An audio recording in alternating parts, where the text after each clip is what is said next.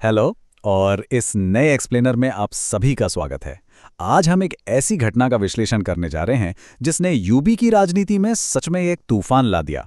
एक निष्पक्ष राजनीतिक विश्लेषक के तौर पर आज हम उस मीडिया और पॉलिटिकल स्टॉर्म की गहराई में जाएंगे जो समाजवादी पार्टी के प्रवक्ता राजकुमार भाटी से जुड़ा है। चलिए बिना किसी देरी के सीधे इस पूरे विवाद की तह तक चलते हैं और इसके पीछे के तथ्यों को समझते हैं।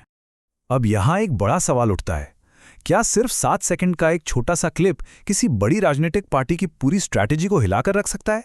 सुनकर थोड़ा अजीब लग सकता है ना, लेकिन आज के इस डिजिटल दौर में यही सच्चाई है।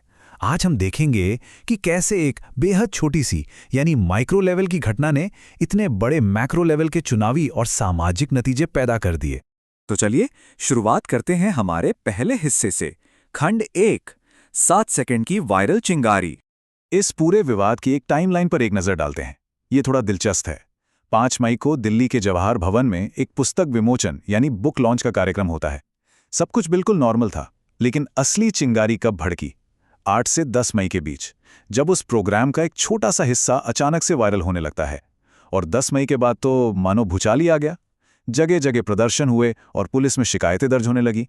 इस टाइमलाइन को देखकर एक बात तो साफ है कि असल घटना और उसके वायरल होने के बीच का जो एक गैप था, उसने आग में घी का काम किया।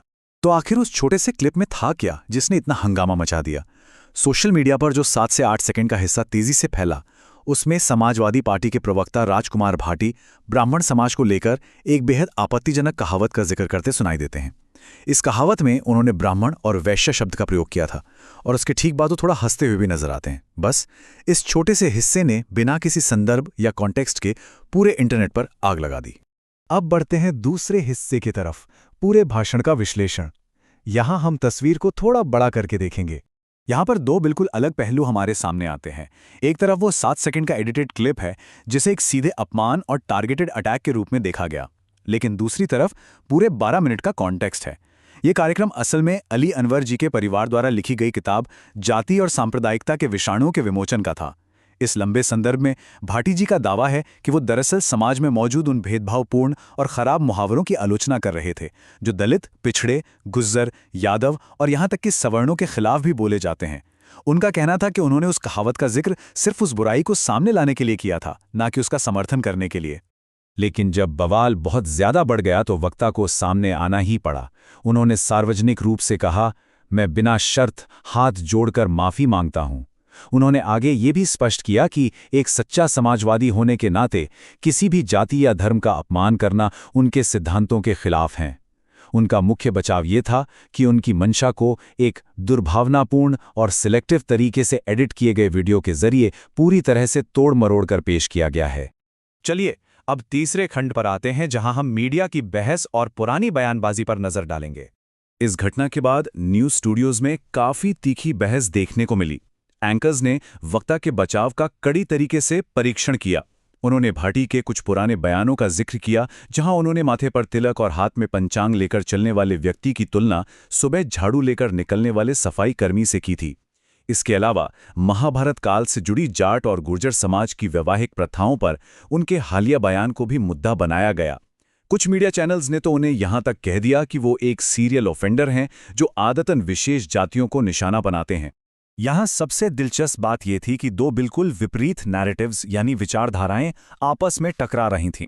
एक तरफ मीडिया एंकर्स का तर्क था कि वक्ता जानबूझकर ऐसी भड़काऊ बयानबाजी करते हैं ताकि समाज को बांटा जा सके और सवर्णों को टारगेट किया जा सके। वहीं दूसरी तरफ वक्ता का अपना बचाव था। उनका तर्क था कि वो सिर्फ सामाजिक न्याय की बात कर रहे हैं। पंचांग और झाड़ू वाले बयान पर उन्होंने सफाई दी कि उनका उद्देश्य सिर्फ इतना था कि जो व्यक्ति समाज में शारीरिक श्रम या मजदूरी करता है उसे भी उतना ही सम्मान मिलना चाहिए जितना कि किसी अन्य पेशे वाले को। अब आते हैं चौथे हिस्से पे, सर्वदलीय राजनीतिक प्रतिक्रिया, यानी बाकी पॉलिटिकल पार्टीज का इस पर क्या रिएक्शन था। अगर इस मैट्रिक्स को ध्यान से देखा जाए तो पता चलता है कि राजनीतिक दबाव हर दिशा से बनाया गया था, एकदम यूनानिमसली। बीजेपी के उप मुख्यमंत्री ब्रजेश पाठक ने इसे समाजवादी पार्टी की घृणित और नफरत भरी मानसिकता बताया। बहुजन समाज पार्टी की प्रमुख मायावती जी ने सीधे पार्टी नेतृत्व से माफी की मांग की और कहा कि एसपी की जातिवादी राजनीति आज भी वैसी ही है। यहां तक कि सहयोगी दल कांग्रेस की तरफ से भी यूपी अध्यक्ष अजय राय ने इसकी कड़ी निंदा करते हुए सख्त अनुशासनात्मक कार्रवाई की मांग कर डाली। यानी सभी दलों ने एक स्वर में इसका विरोध किया। और जरा सोचिए, यह आक्रोश सिर्फ बाहरी नहीं था, पार्टी के अंदर भी इसने भारी दरारें पैदा कर दी।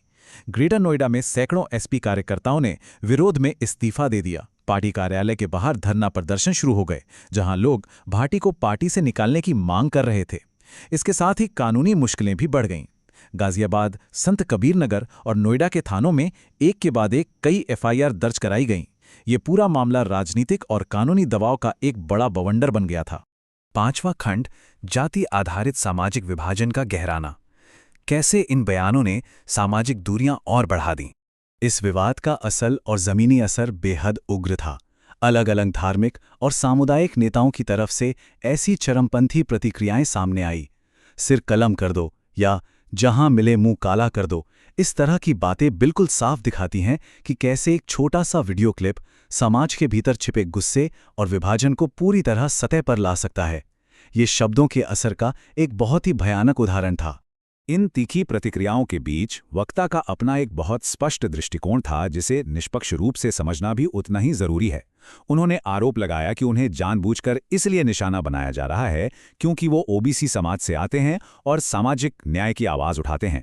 निष्पक्षता पर सवाल उठाते हुए उन्होंने ये भी पॉइंट आउट किया कि अतीत में कई प्रभावशाली सवर्ण नेताओं ने भी विवादित टिप्पणियां की हैं, लेकिन उनके खिलाफ कोई एफआईआर या ऐसा विरोध नहीं हुआ। उनका ये मानना था कि ये सब हाशिए के समूहों की आवाज को दबाने का एक वेल कोऑर्डिनेटेड प्लान है। छठा और आखिरी खंड, दीर्घकालिक चुनावी परिणाम। अब इस भावनात्मक आक्रोश को जमीन के चुनावी गणित पर उतार कर देखते हैं। स्क्रीन पर दिख रहे इस चार्ट पर गौर कीजिए। उत्तर प्रदेश की आबादी में लगभग 12% ब्राह्मण मतदाता हैं। नंबर के हिसाब से ये भले ही एक छोटा हिस्सा लगे, लेकिन क्षेत्रीय राजनीति में ये एक बेहद अहम स्विंग वोट बैंक माना जाता है। ये वो डेमोग्राफिक हैं जो चुनाव के दौरान पूरी हवा का रुख बदलने की ताकत रखती है। और यही वजह है कि स्टेक्स इतने हाई थे। अब इस सबसे महत्वपूर्ण आंकड़े को देखते हैं, 115। इसे याद रखिएगा। जी हां, 115 विधानसभा सीटें। ये वो अनुमानित आंकड़ा है जहां ब्राह्मण मतदाता सीधे तौर पर हार और जीत तय करते हैं। यही वो चुनावी गणित है जिसकी वजह से हर पार्टी इस नैरेटिव पर अपना कब्जा जमाना चाहती है। याद कीजिए, 2007 में बीएसपी ने जो सोशल इंजीनियरिंग की स्ट्रैटेजी अपनाई थी, उसने उन्हें पूरी शक्ति के साथ सत्ता दिला दी थी। आज बीजेपी भी इसी वोट बैंक को मजबूती से जोड़े हुए है।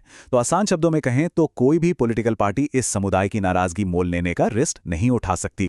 तो इस पूरे घटनाक्रम के विश्लेषण के बाद एक बहुत ही गंभीर और चिंतन करने वाला सवाल सामने आता है। इस डिजिटल युग में जहां 12 मिनट के भाषण को काट कर सिर्फ 7 सेकंड का बना दिया जाता है, ऐसे सिलेक्टिव एडिट्स हमारी राजनीतिक सच्चाई को किस हद तक बदल रहे हैं। एक ठोस संदर्भ या कॉन्टेक्स्ट के अभाव में क्या समाज सिर्फ उसी सच पर रिएक्ट कर रहा है जो उसे स्क्रीन पर दिखाया जा रहा है? ये एक ऐसा प्रश्न है जिस पर सच में गहराई से मंथन करने की जरूरत है, खासकर तब जब हम इन वायरल क्लिप्स को आगे फॉरवर्ड करते हैं। आज के इस एक्सप्लेनर के साथ जुड़ने के लिए बहुत बहुत धन्यवाद।